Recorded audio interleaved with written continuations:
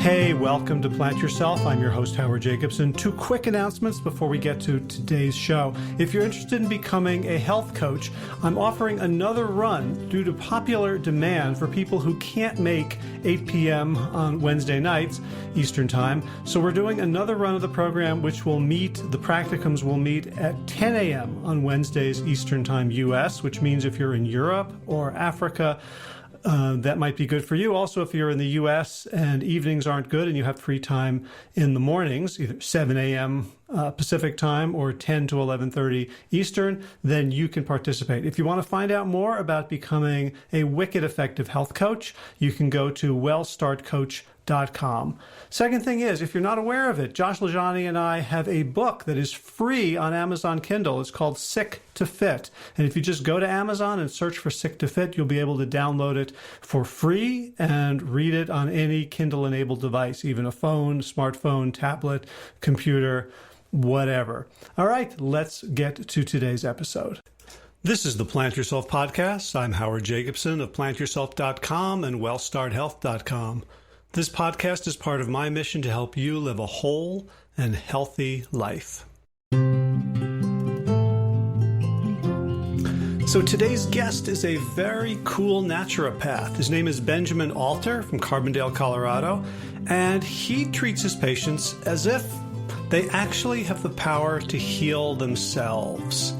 Healing, as he sees it, comes from within. He points out that we had healing long before we had scientific medicine, before we had surgeries, before we had pharmaceuticals, that we've always had modalities and ways of looking at the world and substances and practices that stimulate the body's own healing powers. And that's ultimately where healing always comes from. And of course, this introduces a wonderful and frustrating messiness into the scientific pursuit of truth, because your body's ability to heal itself is not something that can be controlled, randomized for, replicated. And so science kind of has dealt with this messiness by, at best, pretending that it doesn't exist, and at worst, actively denigrating people's subjective experiences of illness and healing. You know, it wasn't in a big enough clinical trial, so there's no evidence for it. So in our conversation, Ben and I talk about his definition of health and how it connects to a much larger concept of freedom, which is extremely important to him, and why our increased lifespans over the past 50 years may not equate to true health. Despite having all these medical technologies and pharmaceutical innovations, we are actually disempowered by our dependence on these external sources, not of health, but of symptom remediation. We don't just complain, though. We talk about solutions as well, about how to align ourselves with the laws of the universe to take back our own agency, and how to make the world a healthier place for everyone. This episode also includes video in which you can see, in the beginning, I mentioned the beautiful decorations in his office and how different they are from your typical allopathic MD's wall charts and skeletons.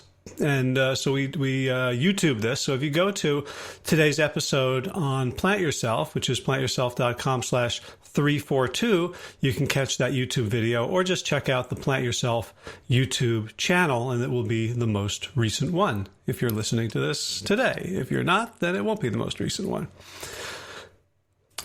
And a few quick announcements before we get to that interview. First of all, coach training resumes in November. If you're interested in becoming a wicked effective health coach, check out wellstartcoach.com, and Kevin Davis and I will be leading that class. Second, Josh LaJaunie and I still have a couple of seats left, a couple of spaces left for our November North Carolina retreat, our health retreat.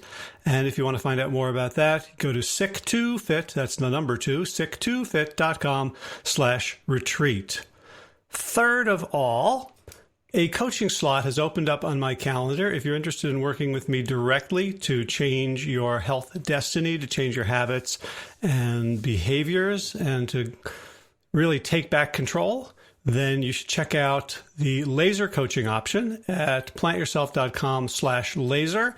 Or if that doesn't work for you, you can just email me and we can get on a conversation and figure out what would work. That's just hj@plantyourself.com. All right, that's the business out of the way. So let's get to it. A conversation about wholeness, healing, and freedom. Without further ado, Dr. Benjamin Alter, welcome to the Plant Yourself podcast. Thank you so much for having me, Dr. Howard Jacobson. Yeah, well, one of us is a real doctor, so let's not throw that word around. I don't know. I guess the audience will have to tell which one. Yeah. Who is the real doctor? Well, spoiler alert, not me. So we're Skyping, so we're doing video as well for people who are used to hearing this auditorial. And you have these beautiful prints behind you on the wall, and they look sort of Indian or Ayurvedic, and maybe like the elephant god. And yeah, they are. They are actually my wife picked them up when she was abroad in Nepal. She spent some time over there. And I don't know, I know she made actually a connection with the artist of these paintings. They're called Tonka paintings, but the nuances of exactly who they are and what they represent, I'm not sure. However, the one in the middle is the medicine Buddha. So that kind of has always spoken to me, the medicine man, so to speak. Okay. I mean, so when I go to doctor's offices, I usually see skeletons and certificates of advanced study and things. So I'm kind of pointing out, the other thing that I can see in your background. There's a lot of books, but the one that I recognize is How Not to Die. Well, we've actually got a couple copies of those, I should say. So what I'm getting at is that your practice is a combination maybe of like really evidence-based stuff as represented by Michael Greger's book with a gazillion and 9 citations and references, and a spiritual piece that presumably there's no double-blind randomized controlled studies on. So it seems like your practice is very, I don't know if the word is eclectic or comprehensive or big tent. Tell us about what's your operating philosophy of medicine and healing. For sure. Well, thank you. First of all, I guess thank you for pointing out these things that I guess they're just part of my life. And yeah, I guess they do represent how I live and also how I practice medicine. So yeah, the words that describe like what kind of doctor I am, I'm not sure. And I mean, eclectic is definitely an interesting adjective. Holistic, I think, is thrown around all over the place nowadays. But whatever it is, I guess, I really, what is at the core of my philosophy with regard to medicine and healing is that we are all our own healers. We all have the innate ability to heal ourselves. And not only do we have the ability, that's the only way we only take responsibility within and kind of live in a way that I like to say is aligned with nature, that naturally promotes health. I think a lot of people are trying to figure out what they need to do to find like what hole or gap they need to fix in order to be healthy or live healthfully. But it's always just about living aligned with nature, and the byproduct of that is health. So, I mean, I'm trying to process all the implications of that we are our own healer.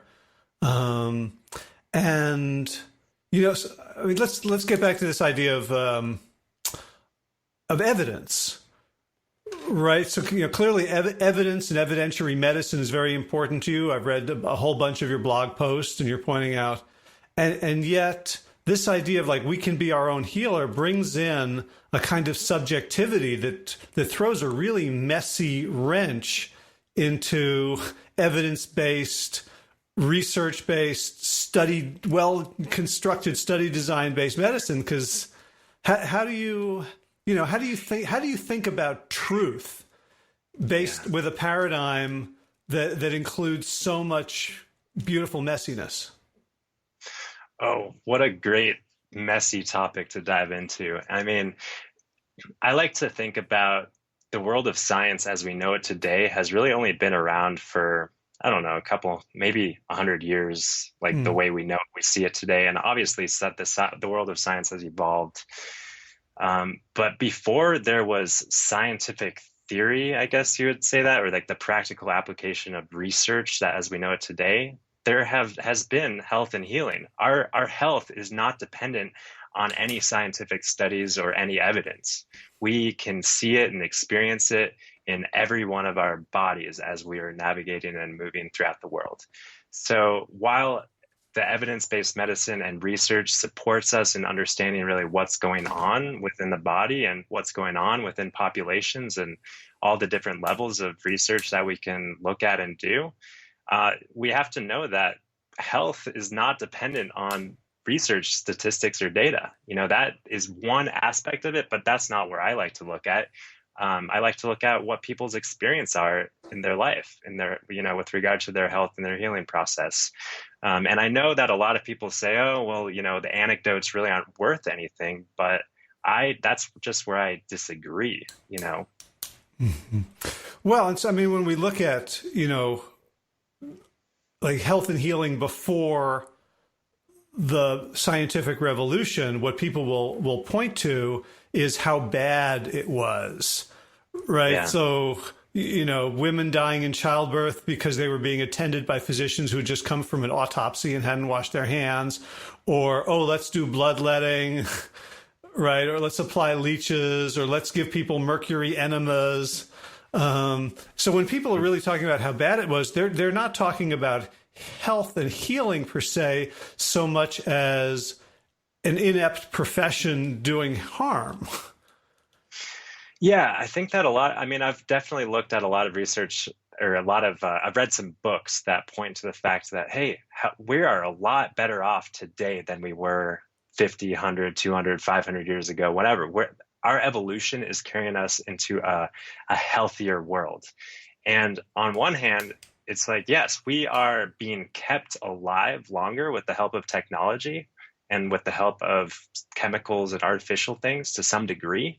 But really, when we're looking at if we could measure life beyond lifespan, beyond years, and we could measure a quality of life, I'm not convinced that our life is greater today than it was 50 or 100 years ago. Even though we have more years and people are living longer, I know that the last 20, 30, 40 years, sometimes even, of people's lives is not an enjoyable process, even though people are alive. And it's not a good representation of health. I guess that's what I'm trying to say.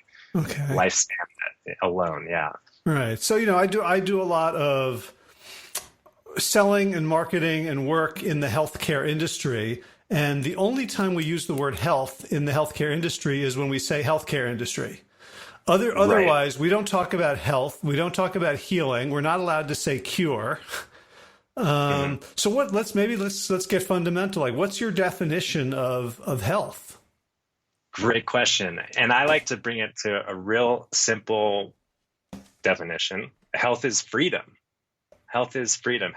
Our physical health is our freedom to be unconstricted, unrefrained in moving our bodies physically and engaging with activities that we want to do with the greatest level of freedom that we have access to.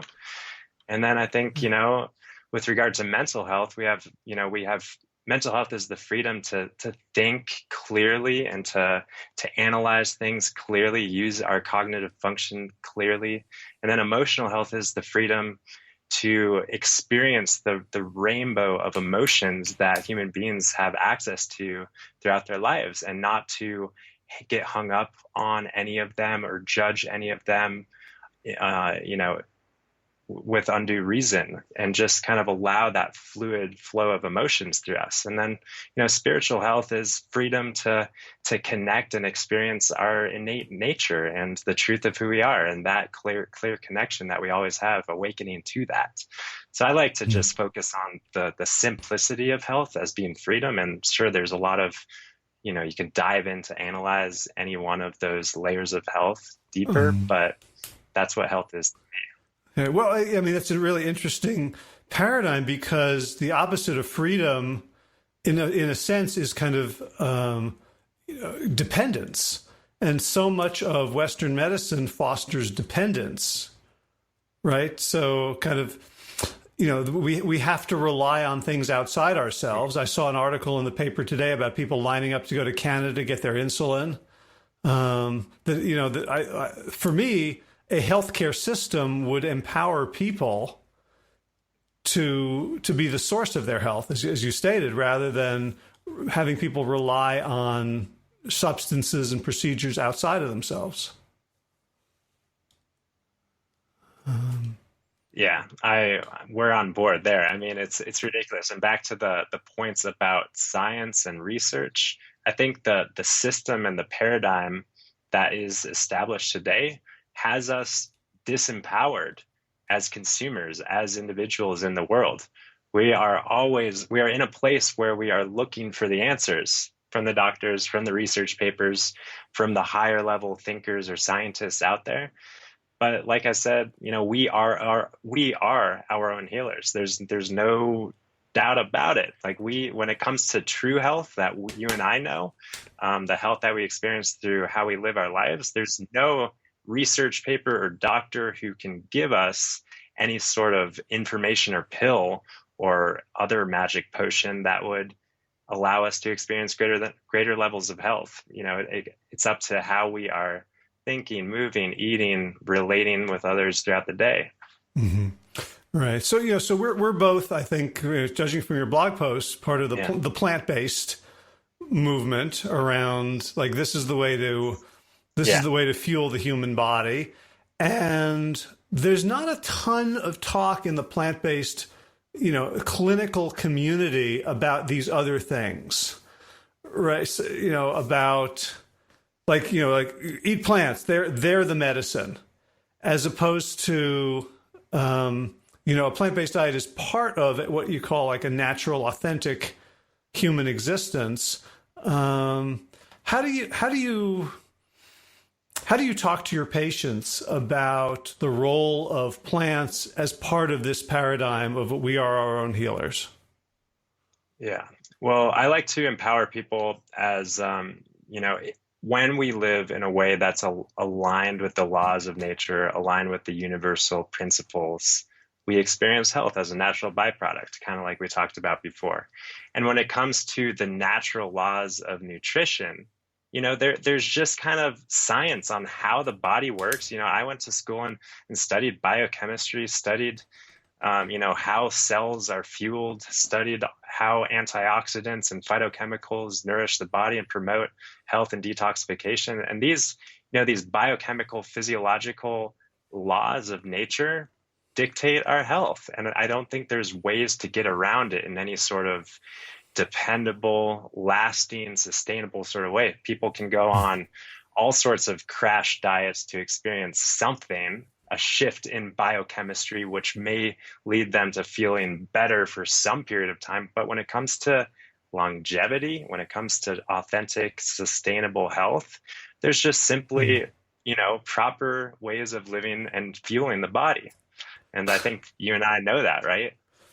Well, yeah, I'm so fascinated by the whole keto movement, right? Right, which claims to like take these natural laws and have discovered a hack, right? Like there's this back door to health that and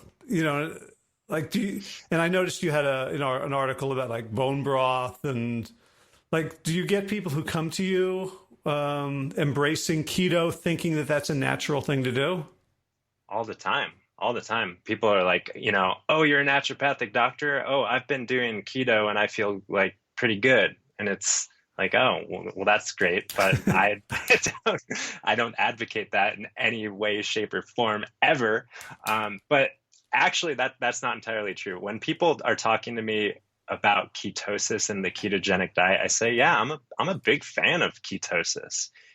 Fasting, that's how we have gotten into a ketogenic state throughout human history for thousands and thousands and thousands of years. Fasting allows our glycogen to be depleted, allows us to get into the fat burning. We know that. But like you said, this backdoor hack that people think they've discovered by just drinking oil and putting sticks of butters in their coffee and stuff like that. That's not health. It never has been, never will be. It's a hack.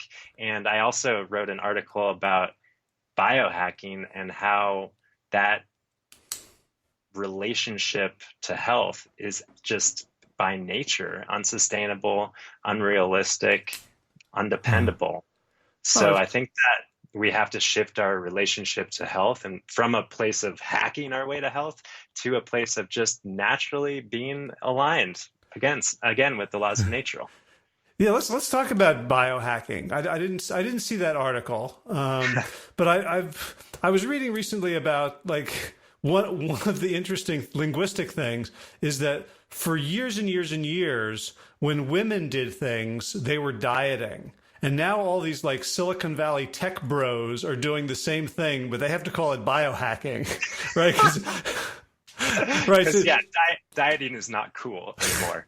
Right. So, it's all about hacking. Yeah. So what is your take on hacking? Because it comes from an interesting place. Like, oh, how can I be my best? Like, where does it go off the rails? Well, I agree with you. I think if you're coming at it from a place of how can I live in a way that's just really good? How can I get from here to here and this being like optimal health? I'm all about that, right? But the term hack and the feeling that comes with hacking, it's like a shortcut. It's like finding a shortcut, some way from point A to point B that is inauthentic. And it's like there's consequences for taking shortcuts in life everywhere. We can cheat anything and get from point A to point B faster. We can drive a race car down the highway and burn a ton of fuel and get from point A to point B faster. But is that really the most healthy and sustainable way to do that? I don't know. Maybe we should hop in a freight train and just chug along, So I think that a lot of people have this mentality of going faster, going harder, getting from point A to point B as fast as they can, not caring about the consequences or side effects, just short-term results. And I think that, once again, we just need to shift our way of thinking about health as not being like a short-term outcome-based sort of thing, but I like to focus more on longevity and the quality of the journey throughout that process, not just, how fast can I lose these 15 pounds or whatever it is. Well, it's funny. What I'm realizing as I hear you talk is, so the tech bros who are all into this, like their ethos is startup culture, find a need and then sell it. Right. So they're not even interested in corporate longevity. They're not trying to build the next General Electric to be around for 100 years. Right. Like there's this. That's a really good point. Yeah. It's easy to hack human systems, especially new ones that haven't been around for a while, to poke at it to find all the loopholes. Like I'm thinking about the guy who bought $20,000 worth of custard and got, frequent flyer miles for the rest of his life. But to think that we can find those hacks in nature seems a little hubristic. I wholeheartly agree. I think that's the great word, is the hubris. And I think that slowly but surely people are just being put in, finding their way. And because when it comes down to it, the natural laws, they don't change, they don't waver, they're true. And as we push up against them, we learn, and everyone's got their own, way of going about this life learning process. And I think a lot of people are, learn by, stressing themselves and thinking, and then realizing, oh, that actually didn't work that well. Maybe I should try something else. But that being said, I think that, there are a lot of people nowadays that are totally wrapped up in the quick outcome based way of living when it comes to business or health or anything else. You're totally right. So what are the sources of those natural laws, and how can you tell what they are? Because, just like we can look at like how our ancestors were living and we say, yeah, but they only lived to 39. Right. So where do you look for validated evidence of natural laws. So are you asking about nutrition and diet or about I'd say other? I think in order for the question to have meaning, it's got to be universal. Yeah, that's true, huh? So, I mean, it's interesting because when I think about the natural laws of nutrition and human physiology, I look to a biochemistry textbook and kind of what we've learned over the course of hundreds of years when it comes to how the body works and how the cells are fueled. But when it comes to other laws, I think that we can learn a lot from getting out of our house and taking off our shoes and being with nature and just witnessing how the dynamic interconnectedness that's always present. For example, we look at like animals when they're injured, they know exactly what to do. They know exactly how to rest. They know exactly how to get in a cold river or cold stream to allow their blood circulation to go to their central core and to revitalize their organs and to promote healing that way.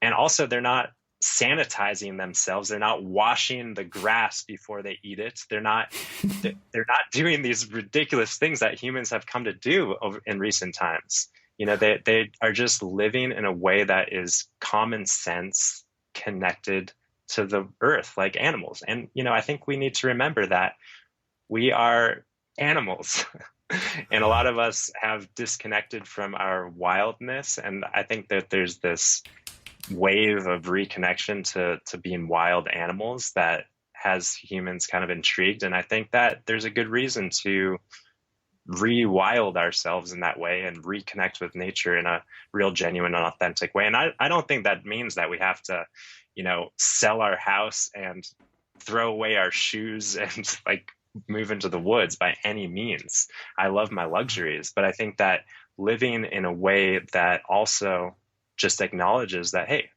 I'm an animal and I may be in this house right now, but this house is a man-made thing that I have constructed for myself to make my life more comfortable. And I think that I need to be responsible for maintaining that natural connection because it's a part of my responsibility as being a wild animal on this planet.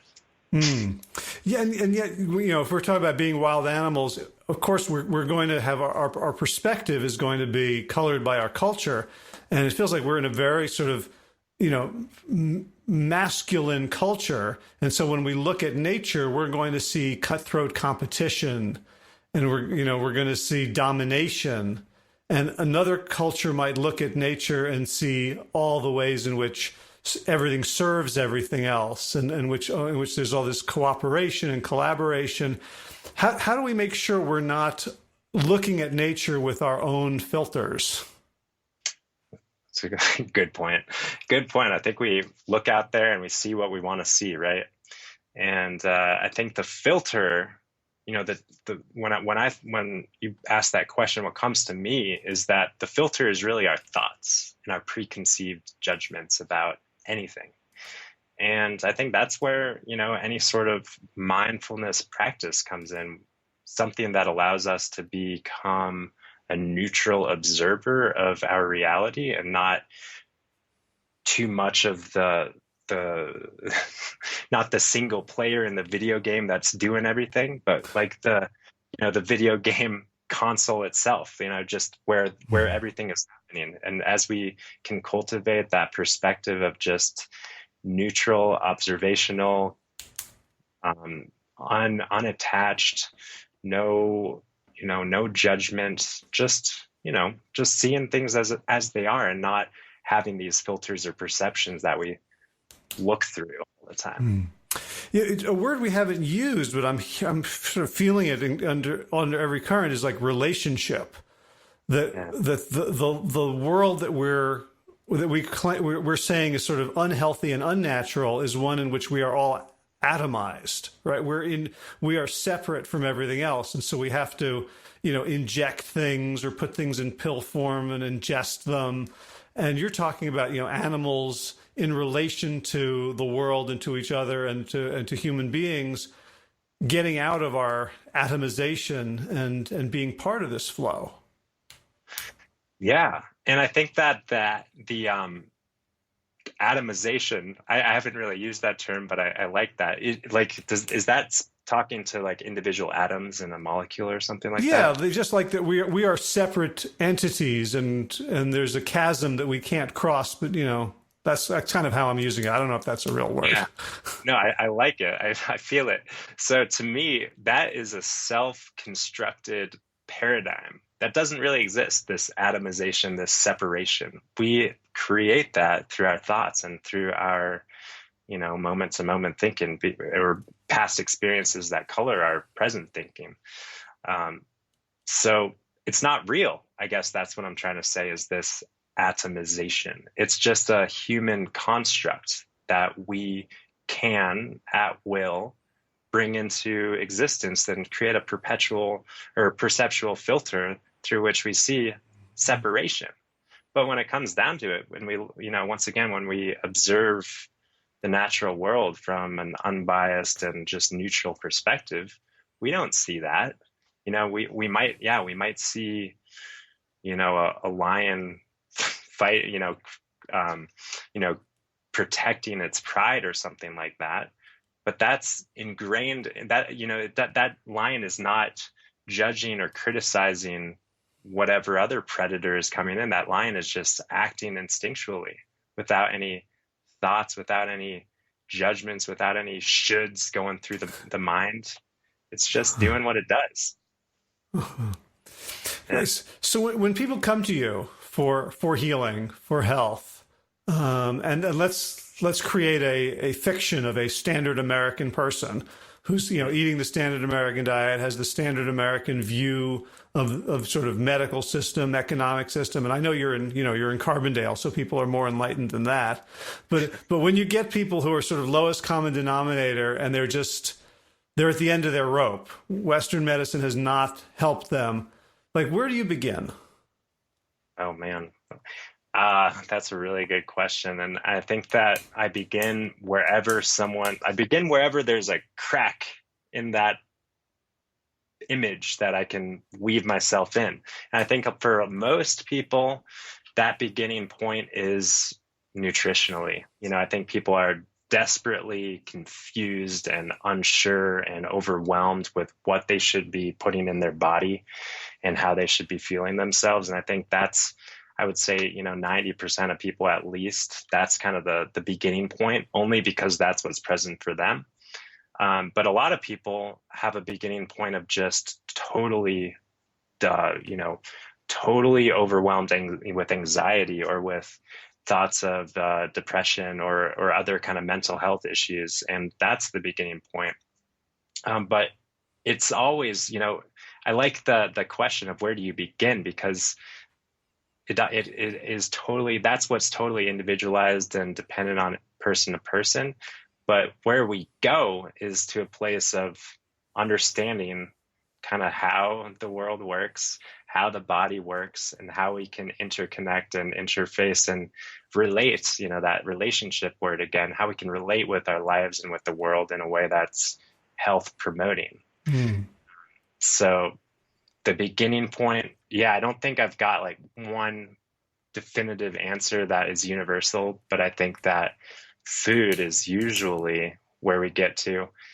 But I guess, now that I'm speaking to it and thinking a little bit more rationally about it, really what comes before any behavior change or any action is thoughts, right? And I think a lot of people, I spoke to how a lot of people are just overwhelmed and sometimes like paralyzed, overwhelmed to a point of paralysis, just because there's so many options, so much information, and there's just analysis paralysis sort of thing. So I think that a lot of times the beginning point is actually understanding the nature of thoughts, the nature of feeling overwhelmed, and taking the edge off and realizing that in any moment, once again, back to that freedom, that health, in any moment, our mental health, our clarity of thinking, our clarity of mind, our peace inside is truly 100% accessible immediately upon removing all these thoughts and judgments and shoulds and, just allowing that stream to flow through our Mm. consciousness, then we can take a breath, we can exhale, and we can move into our life and change our behavior and take action from a place that's really grounded and calm and clear, and not like, oh my gosh, I feel like shit and now I got to do this to feel better. And, I think a lot of people just have to take that mental thought, anxious edge off before anything is done. So is there a modality or an approach that you lean on for that, for people with anxiety or depression or, various dysfunctional, disempowering thoughts? Yeah, there really isn't. I've been learning kind of a understanding of psychology called the three principles, which is the three principles being mind, thought, and consciousness. And there is no practice or modality or procedure or technique that is involved with this, but it's simply pointing out really how the human mind works and how the human experience works, and allowing people to just have their own insights and understanding through just looking at their life, looking at their thoughts from more of a neutral place. So no real procedure. But that being said, practically, physically, I really am an advocate for breathing. I think that a lot. Oh, you radical, you. Yeah, I think that a lot of people. Humans should breathe. Yeah, absolutely. I think that a lot of people have forgotten how to breathe. And I think that once they take a real conscious exhale, it's a game changer. And because the breath is kind of the connection between our body and our mind. And I think that a lot of people who are caught up in their thinking, they can get to a place of understanding and clarity physically by just exhaling, by just letting out the air. And then receiving, it's like what one person said to me a while back. I was into breath work a lot, and I came across this teaching that do we breathe or are we being breathed? And I think that experiencing being breathed is really humbling and allows us just that direct connection in an instant to our innate health. Meaning the doing breath work where it's very prescriptive, like 2 in, 2 out, 4, 7, 8, can have value in shifting our physiology, but it's still a kind of a relic of a domination mindset. Like, all right, I'm going to fix myself, and I don't really trust the underlying capacity of my body, as opposed to what you're saying is to be breathed is to surrender to the fact that there's something bigger than you at work in your own physiology. Yeah. And I'm a proponent of breath work as well, kind of the more prescriptive sort of intensive kind of stuff to oxygenate the body and get out of the head and all this stuff. I think it's powerful. But I think that the non-prescriptive, the just breathing, and specifically it's the exhale, it's the exhalation that directly activates the parasympathetic nervous system, or more appropriately, more accurately, just turns off the sympathetic nervous system. The parasympathetic is always there. The rest, the calm, the peace, the healing, it's always there. Sometimes the sympathetic is just overriding that. So exhaling, it takes off the sympathetic nervous system and allows us to connect with who we are. And it allows us to experience our healing potential. We started by talking about how human beings are self-healing organisms. And we only are self-healing organisms if we have an environment internally and if we're in an environment externally that promotes that. And one way that a lot of people are living in this world, they might be eating all the right food, might be doing all the exercise, might be doing all the things, but if they are not allowing their parasympathetic nervous system to dominate, they're not healing. They're not detoxifying. They're not living along, their longevity is dampened because they are in the wrong switch is flipped. Mm. So is that something that you would assess through like heart rate variability? Yeah, I love heart rate variability. I don't do so much of that clinically, practically. However, I am wanting to get into that. I actually just have an app on my phone that I use. But I'm familiar with like the heart math devices, and I don't have one. So to answer your question, Uh-huh. I don't really use it clinically so much. Sometimes I do point people to those kind of apps, but I'd love to do it more clinically. I do most of my business and practice is actually online. Uh-huh. So I don't have the direct, like, let me measure your heart rate variability here in the office kind of thing. Okay. Yeah. So so you'll work with people on just being conscious of exhaling. Yeah. Right. And so, most of us just sort of hold our breath chronically, right? So that's, there's generally some breath in there that could be let go. Yeah, and if you Uh, think about that stale breath, you're so right. We hold it in and, we're breathing from this point. And if you think about that, energetically, that stale breath, and also kind of physiologically, the toxins that build up, the carbon dioxide that builds up, the acid that builds up, you need to let that go. mhm. Yeah, and so I guess if we're thinking specifically about nutrition and we're thinking just about the food as the fuel, well, any engine, and I don't understand anything about cars, but I believe that there's oxygen involved in Question. the combustion. Yeah, like there's carburetors and shit like that. Like that the quality of the air intake. Like my cars have air filters. I'm pretty sure, right? Like And so. so do you. Yeah. So the air that we breathe is probably of equal importance to the fuel that we take in. You know, that's a really good point. I don't even really emphasize that personally, or haven't thought too much about it, because when it comes down to the cellular metabolism, it's just oxygen. We breathe in a lot of air, and along with oxygen, which is only just a fraction of the air that we breathe in, there's nitrogen, of course, and there's particulate matter that we don't want, and there's all sorts of stuff. But it's really the oxygen that is promoting the cellular respiration, the cellular metabolism, and creating energy on that cellular level. So yeah, I guess what I'm thinking about is, oxygen is going to be oxygen is going to be oxygen, just O2, two oxygen molecules. But yeah, we want to breathe air. The quality of the air should be rich in oxygen and not so rich in the things that don't promote cellular respiration and metabolism. Hmm. Gotcha. Um, so so we've got the food, and I don't think we need to talk about this, and on this I cover that plenty in the podcast. Yeah.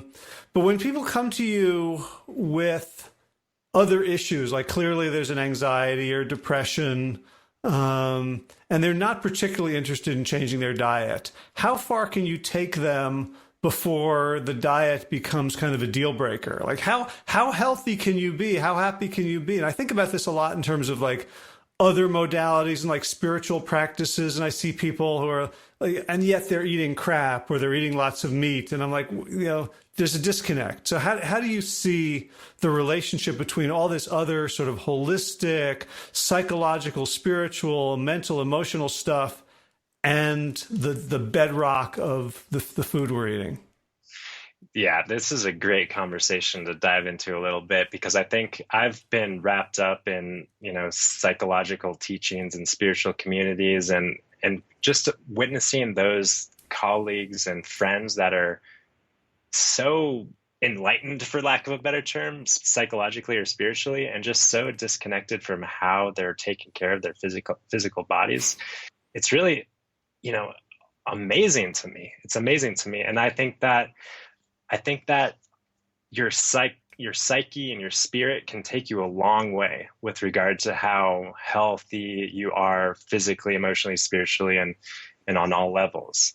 But back to this kind of principle of, living aligned with the laws of nature, the natural laws are going to have their way with you. And I think that a lot of people go up to the edge of taking care of themselves on all levels of, mental, emotional, spiritually. And finally, people usually have insights because those people are connected with we're all connected with it, but, the people who are more psychologically and spiritually attuned have more of a connection with their innate wisdom because they're just focusing and living from that place more, maybe. So oftentimes that innate wisdom is telling people, hey, go see Dr. Benjamin. Hey, go to Well Start Health and hey, start this healthy living routine. So a lot of people are coming to me with just a curiosity, like, oh, I've been taking care of myself so well on all levels beyond physically, but I recognize that I've got to do something when it comes to this physical world reality that I'm in. So I don't think I'm speaking to your question. Your question is, how far can someone go, with regard to their health journey without taking into account food? And I think, if I would put a percentage on it, I think people can be 80% optimal with just taking into account their, mind, emotion, and spirit, and 20% at least or so, give or take, I don't know, comes from that physical world reality, living aligned with physical laws of nutrition, of movement, of breathing, of drinking water, these kind of things. And yeah, I do think that the bulk of health comes from mind, emotion, connection with nature, connection with the universe. I do. And so, yeah, I don't know, 80, 20 years. Well, I realize, asking for a number is not particularly useful, but it's interesting. I think that there's a lot of, I would say, spiritual culture that denigrates the physical world, right? That, like, this isn't real, or this is the world of illusion. That used to be me for some time. Yeah, I used to it's just a physical body, And then, there is also the teaching that the body is the temple. And I really resonate with that. Our spirit is housed in physical form in this life. That's what it's all about. It's about the form and the formless. And it's about the coming together and the balancing and the understanding the nature of both of those things. So, yes. And I guess there's also another, I would call it a toxic imitation of spirituality that would say that, like, whatever your physical fortune is, it's based on, your alignment with, law of attraction or whatever else, so that we get to blame people for their maladies for not being, spiritual or aligned enough, which I think can also, throw a wrench in our understanding of how to move towards healing. Mm-hmm. Yeah, I see that for sure. Yeah, and at the same, what another thing that came to me is a lot of spiritual teachings and communities, are vegetarian and pretty mindful of their consumption physically, and their relation with the physical world. So I think that the disconnect from physical and the disregard for the physical is more of a modern phenomenon. I don't know for sure, because I haven't been in this world in this life for that long to have witnessed or critiqued it, but I feel like only in more recent times are really people just saying, let's just disregard this physical world. Because if we look back at ancient spiritual traditions and cultures, they were living aligned with the natural laws, and they were eating in more or less like a natural diet that was.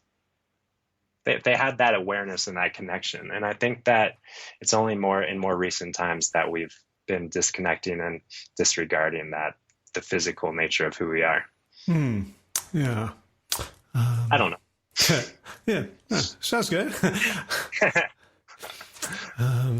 So when you work with people and like there's when we talk about natural laws, like there's the natural laws of the physical world, which is to say, like, eat a lot of plants, don't eat crap.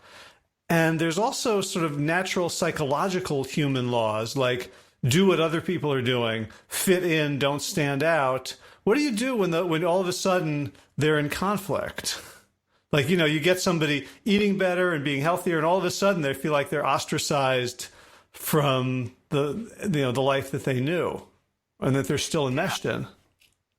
Well, yeah, I think a lot of people more and more are finding themselves in that place, just because, the I don't know what the percentage of plant-based eaters are now, but it's growing. And so as it grows, there's more and more people who are questioned and criticized and put up against the wall. And I think we all, your listeners are probably well aware of that feeling of, oh, like, I'm definitely going against the grain here. But I think it's important to remember that the grain that we're going against is socially fabricated. It's socially constructed really only in the last 50 years or so, I think. I mean, maybe 100 years have we gotten to the place where the vast majority of food that people eat is actually not real food. I mean, that's only a recent phenomenon, that people are eating predominantly food-like substances rather than food, So I think eating real food is a way that humans have an opportunity of reconnecting with nature. Eating real food, reconnecting with nature. And while that may feel like we're going against the grain is once again just kind of a socially constructed, ridiculous thing. And I think that more, you and I know that more and more people are waking up to how awesome it is to reconnect with nature through nutrition. And we experience the benefits on all levels. So that's I don't know if I really spoke to your question, but it's a good one, because I think more and more people are finding themselves in that kind of situation psychologically. Yeah, well, I like your answers better than my questions anyway. So don't worry. This isn't Meet the Press, I know, right? Thank goodness. Yeah. So what do you do to be healthy? What are your practices? Oh, I definitely try and practice what I preach. And honestly, I think that, first of all, to start off, acknowledging that it is a practice. Holy cow. That kind of takes the pressure off, that we don't have to be the master of our life in any day. Understanding that life is a practice. I love seeing life that way. Geez. Thanks for the reminder. Life is a practice. So first of all, coming from that place, knowing that we don't have to be perfect, I mean, taking the edge off. But when it comes to just daily habits, is that kind of what you're wanting to get from me? Or Yeah. So I used to be what would the adjective be? Just overly ambitious meditator, to a fault. I just too much. I don't know. I was mindlessly meditating, not mindfully meditating. Just out of a habit. Where did that come from? How did that arise? Well, it started very purely from a place. I could go in a long story about how and why I started meditating, but it just got to a place where my ego was driving the show. Like, oh, I'm a meditator, and that means I've got to set my life up in a way that allows my ego to get its fix of meditation, which is really kind of ridiculous. And Can I ask what was the form of meditation? It definitely varied, but predominantly like Vipassana. Okay, and for people who don't know what that is. That is a form of Buddhist meditation where you're essentially just observing the physical feelings and as well as the thoughts and, just and the breath. It's just kind of the pure, I guess, I'm not a meditation teacher or philosopher, but I think it's kind of a pure place of meditation that goes way back. Buddha taught it and stuff. And your ego was able to sneak in there. Oh, absolutely. Right. It became the thing that wasn't being observed. Like, Yeah, my ego. Let's be real here. It sneaks in everywhere. My ego. Be real here. It sneaks in everywhere it can. Uh, so yeah, it started sneaking in, and I guess, to make a long story short, it was just like this kind of light bulb. What the heck? Like, why am I doing this? Um, and I think I was more or less in a peaceful frame of mind, like throughout my day to day, moment to moment. And I realized that I was kind of just wasting time giving my ego its fix of meditation. And I kind of just like cold turkey stopped it. And I've survived a couple of years without meditating. And that's not to say that I don't live in a way that promotes a meditative state of mind. Just to be clear, I stopped sitting down on a cushion prescriptively. Hmm. That's what I stopped. I didn't stop living mindfully and with the intention of cultivating a meditative state of mind. Yeah. See, for me, what I feel coming up for me now is a fear that drives my quest for purity. Right? Like if I am not meditating 20 minutes in the morning and 20 minutes afternoon, then I'm going to stop meditating and I'm going to stop caring about people and I'm going to like have road rage and scream at clerks at Costco. And the same thing around food. Like if I don't have these rules where I have to master myself, that I can feel this fundamental lack of trust in the organism that is me. So I'm wondering, like when you just sort of quit meditating, were you worried that like it was all going to fall apart, or did you have other things to replace it with?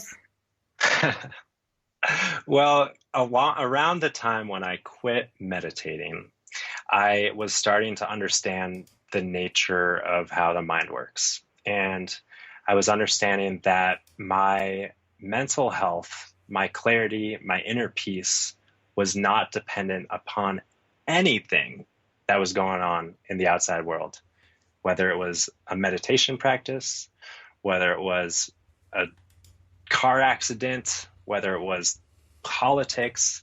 Nothing in the outside world was responsible for my inside feeling in any moment. So as I was cultivating that understanding of where my emotional experiences come from, I was like, oh, well, I guess that that backs up this feeling, this intuitive feeling that I have to stop meditating. It's kind of reassuring and reaffirming, hey, I don't need to do this to feel well. I actually just need to be present in my life. And, I spoke a little bit to it before, how, mental health and emotional health is having the freedom to experience the wide range of emotional experiences that we are gifted with in this life without thought or judgment or without getting hung up on any of them. So I think that's in essence what a lot of meditation teaching is. However, the meditation practice is, I think, a lot of times gets separated from the teaching. A lot of people forget that, oh, I'm meditating in order to cultivate this understanding, but the understanding can be available and present and accessible irregardless of where your physical body is or what it's doing. Okay, so moving from meditation to a generalized mindfulness, other practices. What you mentioned, animals dunking in cold rivers. Do you do, cold water stuff, or particular types of breath work, or like what else? What else is part of your toolkit? Yeah, for sure. Personally, I am. Well, I think always, absolutely, at the very least, I take a cold shower every day. So yes, and not fully cold, sometimes, especially in the wintertime, of course, I take a warm shower and then end it with cold. And we could dive in and talk about how and why that's really helpful. But Let's talk about why it's really helpful. yeah, well, in a nutshell, what it does, a lot of people who are abusing hot water and just taking hot water, that leaves their inner organs, their vital organs, dried out. All of the blood, when you're in a hot shower, goes from your inner organs to your skin. That's the way that our bodies thermoregulate and control temperature of the body. So when we plunge ourselves in a cold river or turn the shower from hot to cold, all of the blood that was in the skin goes right back into the vital organs, and that regenerates, or it gives this boost to our vital organs, and all this fresh blood, fresh oxygen, fresh nutrients, and we feel that. We feel the clarity of mind that comes with that. So, in a nutshell, so how cold and how long? well, as cold as possible and as long as possible, but that, once again, getting back to this ego thing. Yeah, I was going to say, that sounds familiar. Some days it is just 10 seconds. Some days, it's 5 minutes of straight ice. And it's like, what's your body asking for? I like to remind myself and remind people that I'm working with that I don't have the answers. Your body has the answers. So I'm really a proponent of connecting with the wisdom of the body and learning how to trust that. So yeah, some days it's 10 seconds, some days it's, 5 minutes, but yeah. Luckily in Colorado, we've got a bunch of cold rivers, and I grew up in Phoenix, where the cold water in the summer was like 80 degrees or something. So I do have a trick for that. I think Wim Hof has taught this in his courses. You can get a bucket of ice and poke holes in the bucket, put that bucket over the shower head so the shower kind of filters through the ice, and that'll give you a cold shower. Oh, okay. I could see that. I need a different shower head, but that's good. What else? So yeah, water, breath.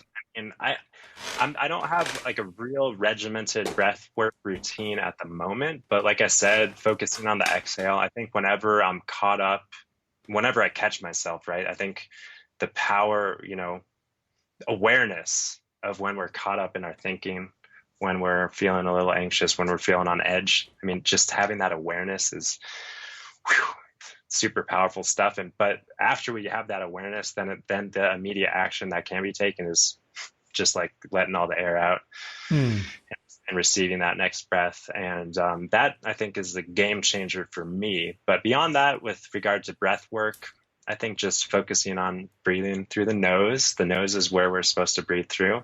The mouth is where we're supposed to exhale from. And the belly is where we're supposed to breathe from, because the belly is, as we focus on breathing in our belly, we focus on getting the air in through our nose deep into our lungs, rather than just breathing in this top 20% of our lung space. And that allows for that old stagnant energy and air to be circulating. And on both a physiologic and energetic and psychological level, it's powerful. Okay. So you mentioned that you're a naturopath. So I have a prejudice about naturopaths based on prior experience. I can guess what. Would you like to guess what it is?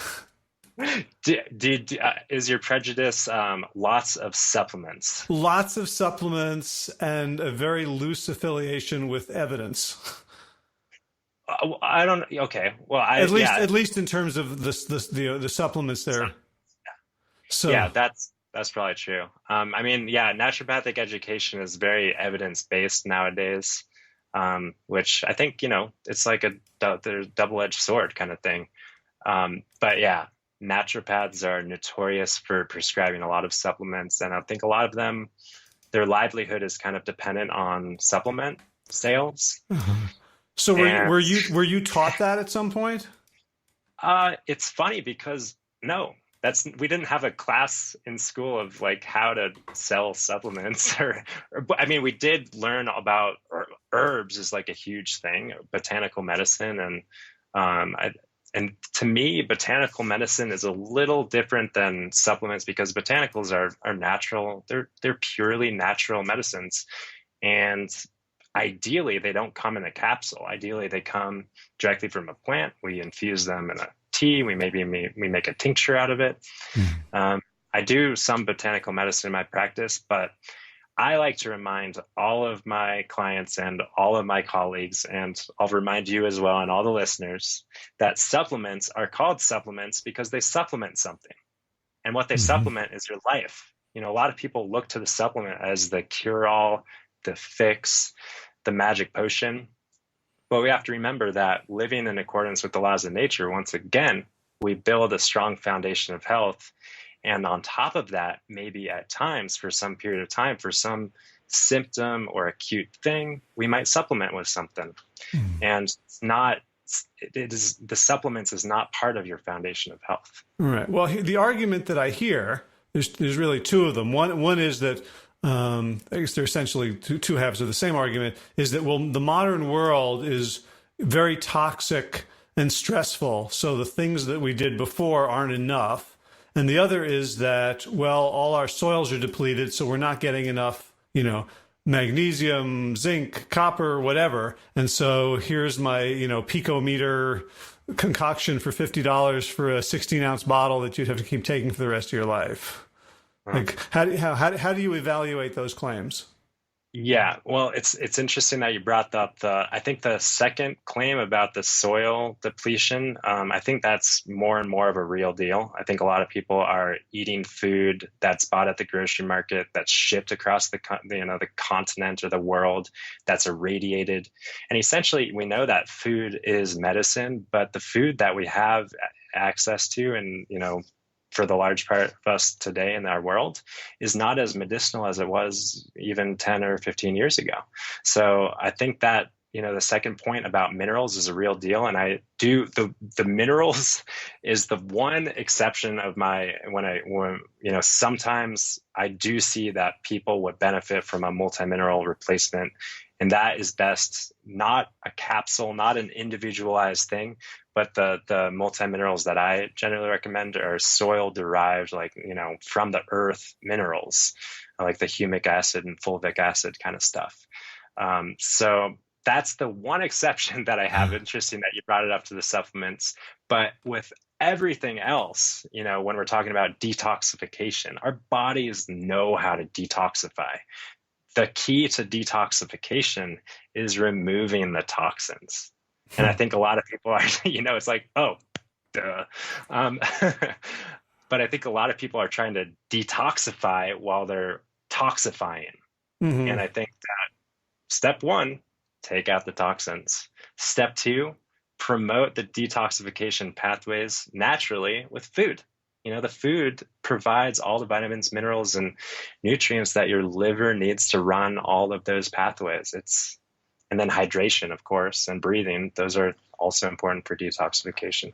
Mm-hmm. So for hydration, do you have a prescription for the amount of water to drink? Or, because I know a lot of people say that we're not really in touch with our thirst. So if you're going to be an intuitive water drinker, you're probably not going to drink enough.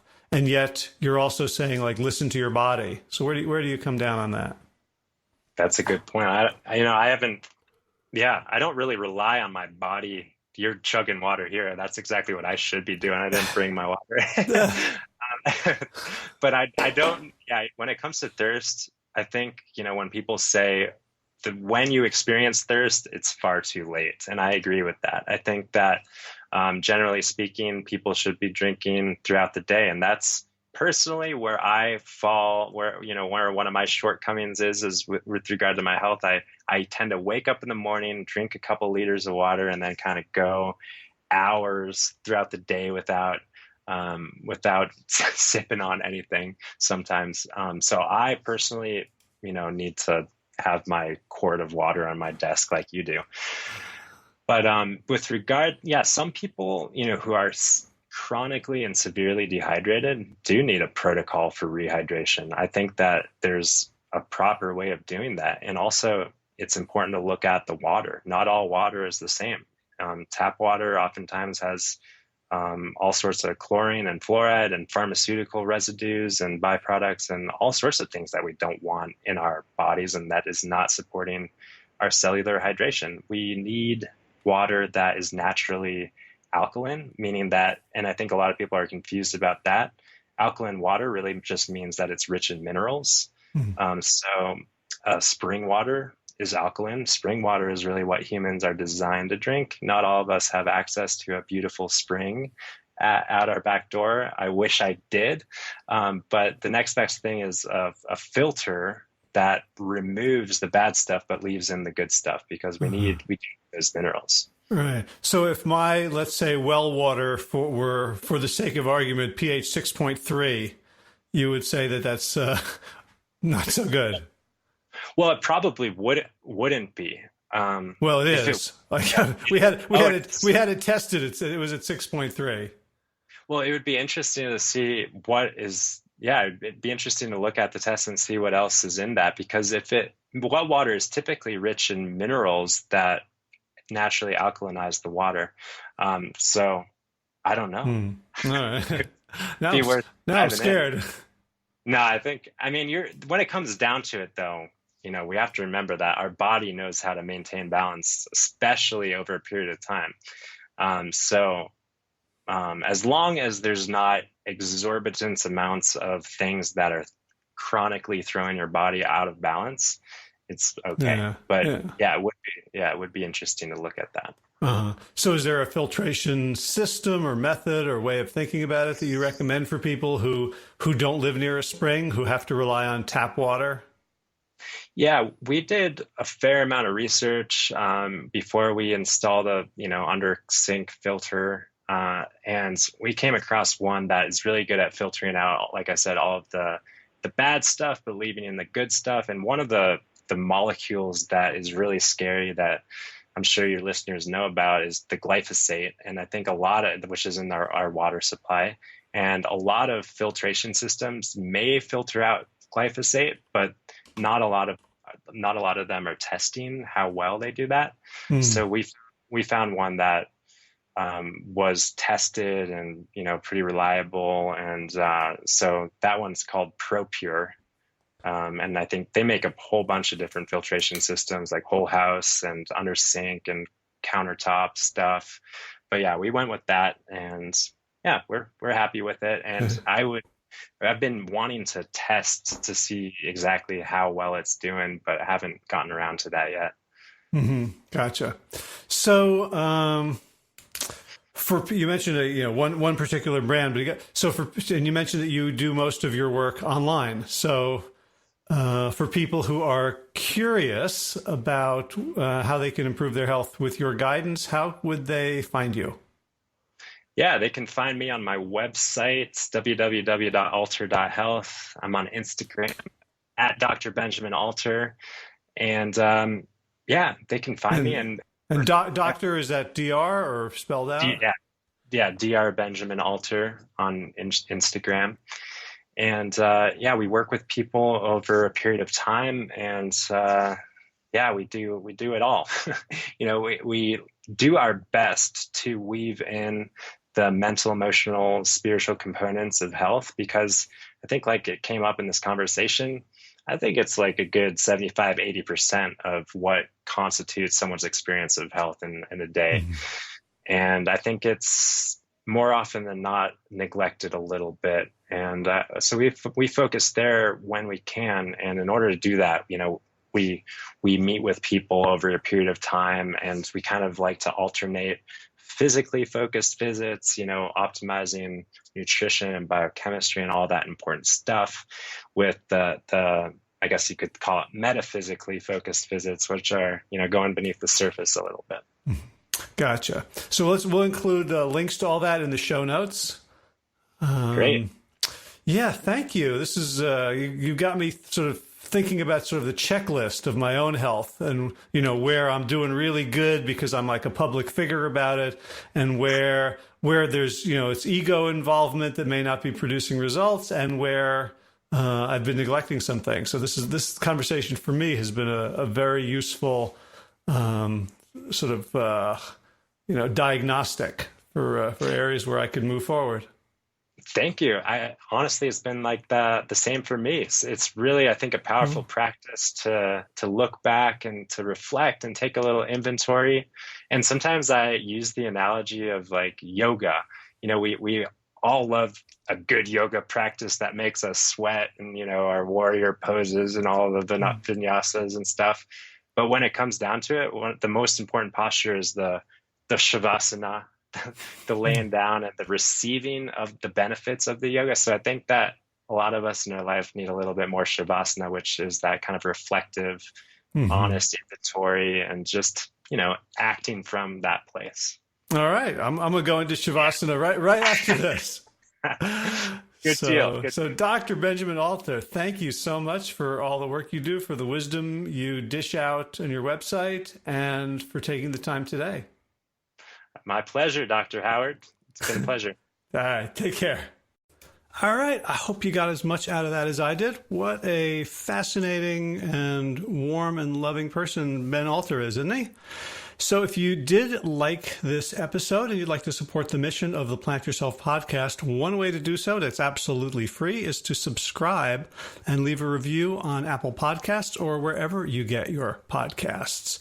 Or you can share this episode with friends, post it in social media, let people know, and that helps us grow as well and reach more people and spread this wonderful message.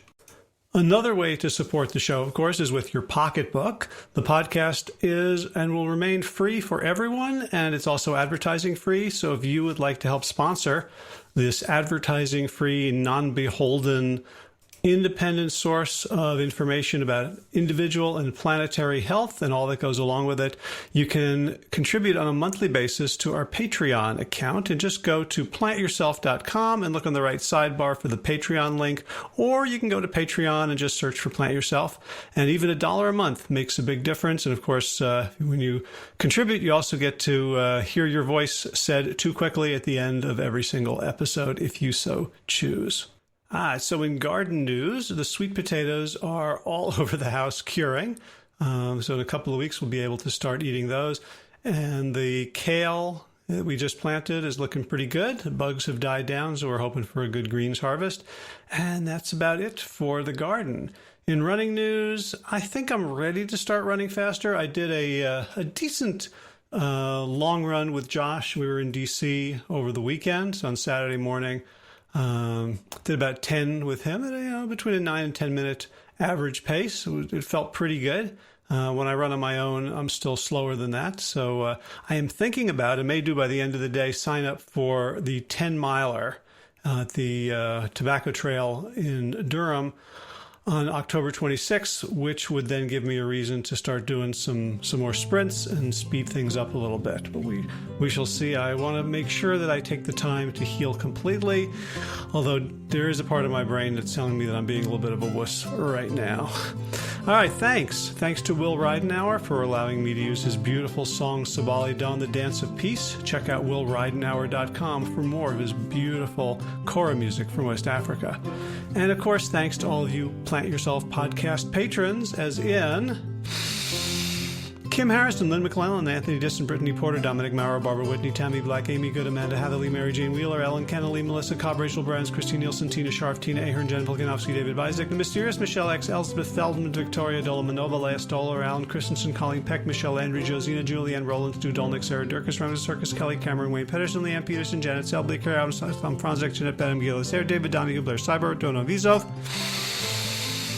Gio and Carolyn Argentati, Jody Friesner, Ruth Ann Funderburg, Misha Rosen, Michael Warbeck, The Equally Mysterious, Tracy Z, Alicia Lemus, Rebecca Hughes, Val Lindemann, Rhymes with Cinnamon, Nick Harper, Stephanie Holmes, Martha Bergner, Nicole Ramsey, Susan Ahmad, Molly Levine, The Inscrutable, Harry R., Susan Laverty, The Panda Vegan, Craig Kovic, Adam Scharf, Karen Berry, Heather Morgan, Ashley Corcoran, Kelly Machia, Deanne Norton, Bonnie Lynch of Plant Happy Organs, Sabina Kurtzels, Nigel Davies, Marion Blum, Teresa Coble, Shel Rulis, Julian Watkins, Brito O'Connell, Brian Sheridan, Shannon Hirschman, Kate Rolls, Linda Ayat, Julie Lang, Home Hedegaard, Edith Tuzin Watt, Connie Hainline, Aaron Greer, Alicia Davis,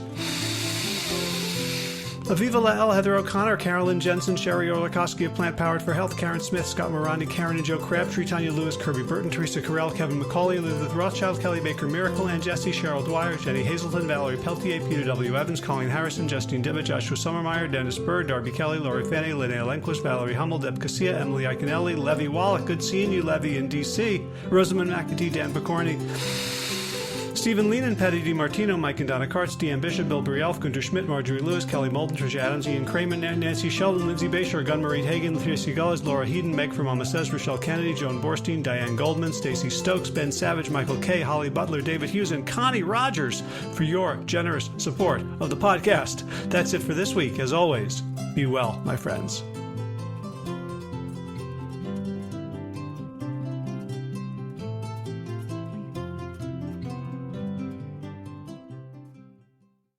So if you appreciate the Plant Yourself podcast and would like to help support the mission of the show, there's a few easy ways to do it. One is to just go to wherever you get your podcasts and leave a review. Let other people know about it. Give us some stars, give us some love.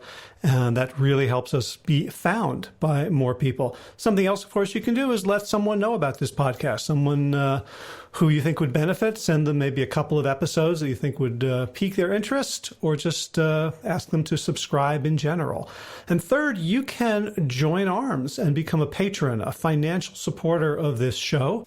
You may have noticed that there's no advertising in the show, and it's free for everyone, and it's supported, paid for by those who can afford it. So if you would like to make a one-time contribution or an ongoing monthly pledge, you can do so at plantyourself.com/gift. All right, time for thanks. Thanks to Will Ridenauer for allowing me to use his beautiful song Sabali Dawn, The Dance of Peace. You can find more of Will's music at his website, willridenauer.com. And of course, thanks to all of you Plant Yourself podcast patrons.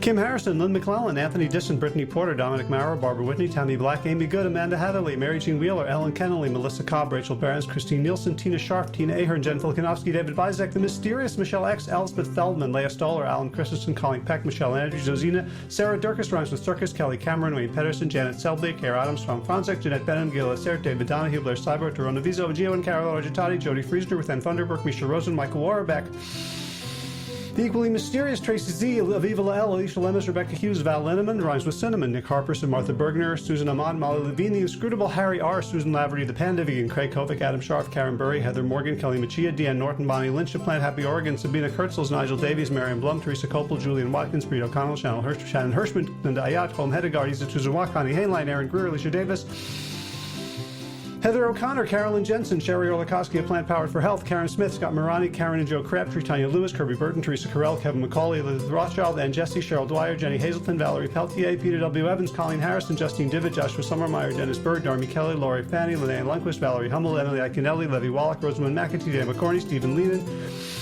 Patty DiMartino, Mike and Donna Kartz, Deanne Bishop, Bill Brielf, Gunter Schmidt, Marjorie Lewis, Kelly Molden, Tricia Adams, Ian Kramer, Nancy Sheldon, Lindsay Bayshore, Gunn-Marie Hagan, Tracy Gullich, Laura Heaton, Meg from Mama Says, Rochelle Kennedy, Diana Goldman, Stacey Stokes, Ben Savage, Michael Kay, Holly Butler, Diana, David Hughes, Connie Rogers, Claire England, Sally Robertson, Param Ganchi, Amy Daly, Brian Tourville, Mark Jeffrey Johnson, Josie Dempsey, Karen Schmidt, Pamela Hayden, Emily Perryman, Olga Sidorowska, Allison Corbett, Richard Stone, Lauren Vaught of Edible Musings, Aaron Hasty, Sean Owen, Sagar Nayak, Erica Piedra, and Danielle Roberts for your generous support of the podcast.